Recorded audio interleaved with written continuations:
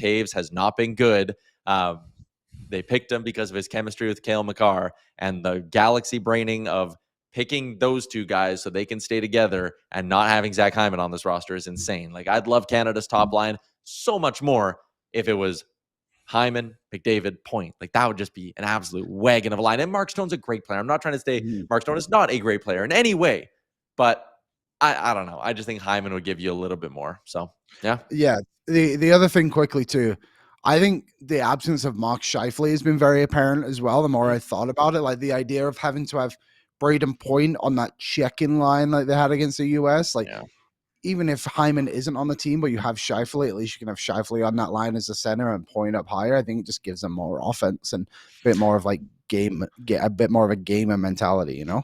Yeah, and I've liked what Sam Bennett's brought to the lineup. Obviously, he had the fight. He gave this team an emotional charge. But, like, there's also no denying who the better hockey player is between Mark Scheifele and Sam Bennett. So, like, would Mark Scheifele have dropped the gloves with someone? I mean, maybe.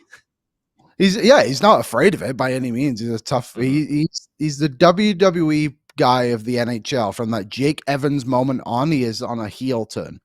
And I think a lot of the other selections, which we've keyed on and beat to a pulp, but Konechny and Jarvis and some of these other guys, I would like to believe that Canada is ruining the selection, passing up on someone like Zach Hyman, because just such a difference maker. I know you mentioned that off the hop before I joined, but I think such a difference maker and exactly the type of player you need in a game like this to make a difference. This one came in on our chat earlier from Brian, and he wanted to know who's one player after watching this tournament that's not at the tournament that you think absolutely needs to be on Team Canada next year. Is it Hyman? Is there anyone else on that list? I think you'd have to consider Tom Wilson with the success that he's had, with the physicality that the U.S. has showed. And, our colleague Anthony DeMarco asked me during one of the games at Bell Center the other day, he said, does the U.S. roster look redundant to you? And I said, no, but what does stand out is a theme that every forward in that group is big, heavy, difficult to play against, maybe with the exception of Jack Hughes.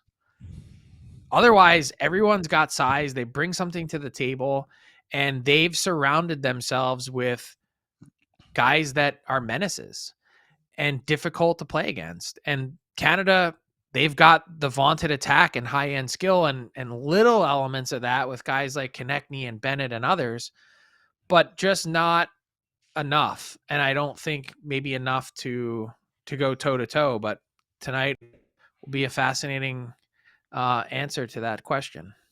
Can I offer maybe a bit of a counterpoint to that idea? When you get to and this is why I love that we're going to be in a point and a rhythm of like Olympics, year off, World Cup, year off, Olympics, bigger ice and the double IHF rules. I think you can make an argument that having Sam Bennett's and Konechny's and Tom Wilson's, they have a bigger chance of being a liability than they do something that helps you out with how tight they call that rule book.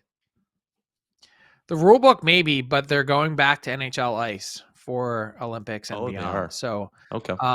It's not going to be played with the larger ice surface. So I think that's something to keep in mind too, that the game won't be changing that much. Okay, good point. For the World Cup in 2028, there's talk about being 8 teams there.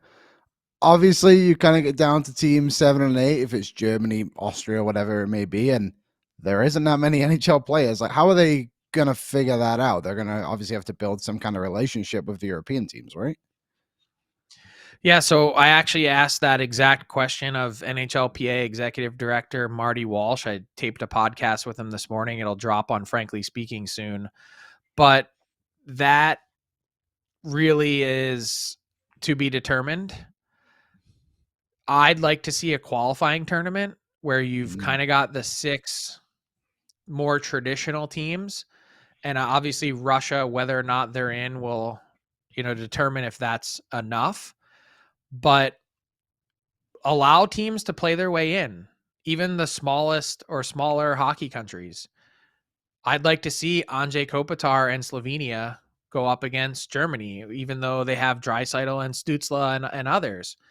give some of these other countries a chance to win their way in. And maybe that's 3 additional games of wear and tear for these guys that you don't want them to play before an NHL season starts. But I think it should be a meritocracy, and it should be based partially on IIHF world rankings, even though it's not an IIHF tournament, that at least gives everyone a chance.